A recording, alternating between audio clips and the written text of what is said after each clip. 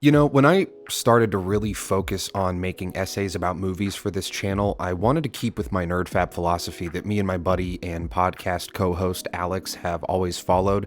It will always be more enjoyable to talk exclusively about things that we love. Yorgos Lanthimos, Run the Jewels, Chronicle, Perfect Blue, Armored Core 6, Fires of Rubicon. For me and Alex and the podcast NerdFap that we've been doing, NerdFap means to gush about some piece of media, often super niche or underappreciated without an ounce of concern regarding the broader scope of things. Forgo the 10-minute summary talking about the work's general reception or wider context of its production, and jump right into why we love it and what there is to love, and engage only in the pleasure those things give us, ignoring the moments that, under even mild critical scrutiny, reveal huge, shitty holes. To NerdFap is to love, not to reveal shitty holes and make you look and think about shitty holes. That's like a butthole. All that is to say, I went to see Maxine hoping and praying I could fap about it, but what I came to understand about myself is I really, really, really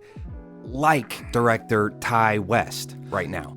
And that wasn't always the case. I did love him once. Flashback to a very young me walking around Family Video and renting House of the Devil off the recommendation of Chris Stuckman, and it was one of my first introductions to indie horror. Then I saw The Innkeepers. See, Ty West was making A24 horror before A24 was, with very slow but often short in runtime movies that scaled the world and plotting to its budget with efficiency and purpose, and I loved that.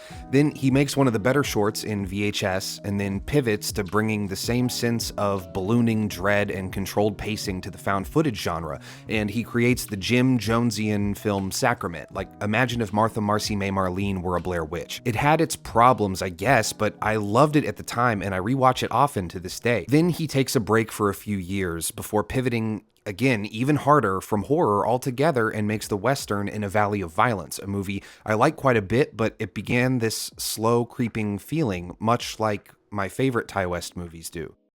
What if the girl from House of the Devil, when she finally gets up to the attic at the end, she just finds Ty West holding a sign that says, "I'm not who you want me to be"? Oh my god, fuck my life. Ty West isn't making what I want him to. I knew I'd never find love. But then he makes X. God, X is so good. I love X. Horny ass fucking movie. X is a standalone movie to me, and I choose to believe that to this day so that I can still cherish, despite what I'm about to say, all of his work. I learned about this idea for a trilogy when Pearl came out. I knew the whole fun thing with Mia Goth in the old makeup in X, and how Pearl is then a prequel to X, so Mia can be the old lady as a young person. I liked it. I thought it was cool, and I thought Pearl was a really good Coven movie too, just side note, and for me, served as really sturdy, like, DLC for a base game that I love. It beefed up the lore and expanded the universe to what end I wasn't really clear on, but it seemed like we all had fun with it. But it's a trilogy, right? So the third movie will build out the lore even more? Will Mia play a third character? Will I have enough time to finish this review before I see Longlegs at 10:30? To all these questions, I answer, I'm not sure, but not really, I don't think. What I know now, post Maxine, is that my assessment of Pearl as DLC was not as far off as Letterboxd would have me believe. This story being three distinct movies doesn't feel super necessary when you look at all three together. I'm gonna stop spiraling and just review Maxine now, but do you guys kind of understand what I mean with the whole Pearl as DLC thing? If anyone sees this, though, that thinks Pearl's better than X, you're not alone at all. People I really admire and respect love Pearl. And as a person with my taste, I don't know why I'm out on it. I'm sorry, and I'm genuinely jealous. I've done almost no research, by the way, regarding the career of Ty West. That was all off the dome. That's how much I like this guy's movies. I'm not trying to just hate on Pearl and Maxine in this video. I'm just sorting my thoughts out. I've seen Pearl 3 times now, so I know I must not hate it. I just find the cohesion, or lack thereof, in the whole trilogy to be kind of compelling, seeing as I do have a genuine respect and appreciation of Ty West and his work up to this point. So if Pearl is DLC, then Maxine is a proper sequel to X. Going into this next part of the video with that in mind, how is Maxine as a direct sequel to X? Well, It's pretty good, all things considered. I'm feeling better about it the more that I write and think on it, but here's a couple things I really loved. Even though we knew it was going to happen and is incredibly obvious, I love that we are picking back up with Maxine Minx, a character introduced in X, and X was better than Pearl to me, so more X-related story development is a dub. Second, this movie, on a scene-by-scene basis, is fucking awesome. I love Mia Goth's performance. This character does feel 5 or 6 years older from when we last met her, and I think she conveys tons and tons of off-screen development since last time. From X to this is a very dynamic expansion of that character. On that scene-by-scene basis note, love the nut crusher scene, the compactor scene, the plaster head mold scene was really incredible to me.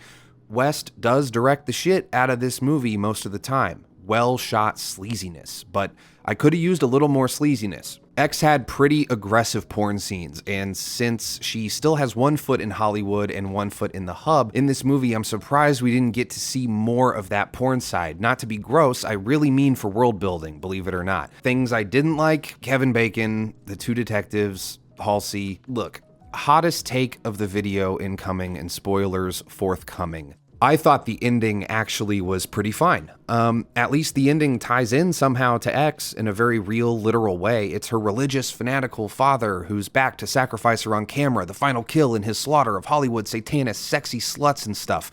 The father was the serial killer, though? The killer that's kind of bleeding in with the Night Stalker killings, right? And Kevin Bacon's client is her father, and he knows about the porn massacre from X, right? See, this is my issue.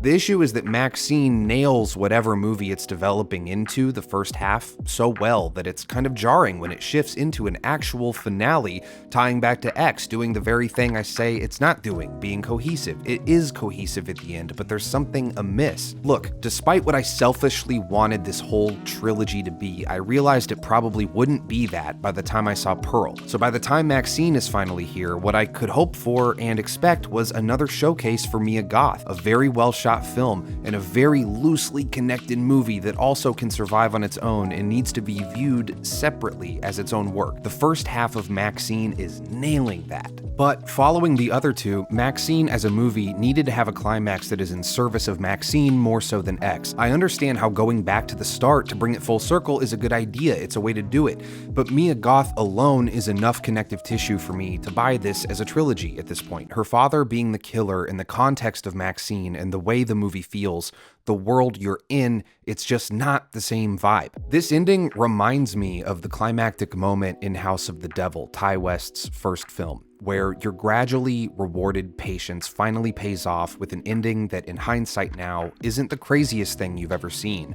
But if you haven't seen it, I still won't spoil it to this day. It's the main punchline to a setup that feels ultimately maybe predictable, but undeniably correct. Maxine's climax, while tying itself undeniably to X and being unpredictable, felt incorrect. After I saw it, I read an interview where he discussed the initial idea for Maxine that ultimately tied both X as well as Pearl into its conclusion, and that, unfortunately, does feel like a more correct way for this all to culminate. I'm looking forward to rewatching it, just like with Pearl. I find this trilogy's successes just as fascinating as its missteps from my own perception of them. I love Ty West as a creative force, and I'm just excited to see what he does next. As I mentioned at the start, don't forget, Ty West been known to pivot just when you think you've pinned him down, and I bet he's got a lot more tricks up his sleeve, and I can get back to nerd-fapping to Ty West instead of these long-winded and ultimately pointless bitch sessions about things I personally felt were out of my Q zone. I'd rather fap than cap, you know?